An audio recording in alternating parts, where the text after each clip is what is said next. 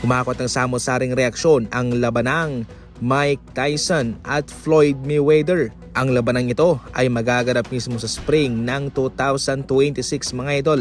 Wala pang eksaktong araw, wala pang eksaktong petsa at lokasyon pero kasado na ang kanilang laban. Mga magagaling na mga boksingero itong sina Mike Tyson at Floyd Mayweather. Mayroon silang mga pride na pinoprotektahan, mga dignidad mga idol. Pero sa labang ito ay baliwala na ang kanilang pride sapagkat parang exhibition game ang mangyayari dito. Kabilang sa mga naging reaksyon ng netizen na parang walang kabuluhan ang labang ito sapagkat pera-pera lamang daw ang dahilan kung bakit nila ito ginawa. Mayroong mga rumors na itong si Floyd Mayweather ay naghihirap na kaya siya'y kumasa sa labang ito at gayon din po itong si Mike Tyson. Siyempre hindi naman talaga may sasantabi itong pinansyal na kakulangan para sa kanilang dalawa. Siyempre kapag meron kang mga pangangailangan, especially ang pera, ay lahat na lang siguro ay papasukin mo, especially ang labang ito. Matanda na si Mike Tyson at bago lang yung kanyang laban versus kay Jake Paul na ayon naman sa iba ay halatang scripted at pera-pera lang talaga. Merong makukuha rin si Jake Paul, siyempre siya yung panalo at sa kabilang banda ay mayroon ding makukuha itong si Mike Tyson.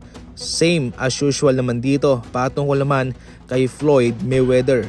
Exhibition, pera-pera lang. Ikaw, ano ang komento mo patungkol dyan? I-comment lang at babasahin ko. Sa mga laban ngayon sa Eurobasket, marami ang nakapansin sa mga dekalibring mga puntos at performance na siyang nagagawa nitong sina Markkanen and Alperen Sengun para sa kanilang mga kupunan. Samantalang sa NBA ay normal na puntos lamang ang kanilang naibibigay. So far para kay Markkanen ay starring role po ang kanyang natatanggap galing sa Finland. Siya mismo ang primary offensive weapon. Sa isang laban nga versus Great Britain, meron siyang 43 points sa loob lamang ng 23 minutes. Grabe, 29 points doon ay nanggaling mismo sa first half lamang. Samantalang si Sengun ay complex ang kanyang role para sa kanyang kupunan. Maraming mga ipinagagawa ang kanyang team na Turkey para sa kanya.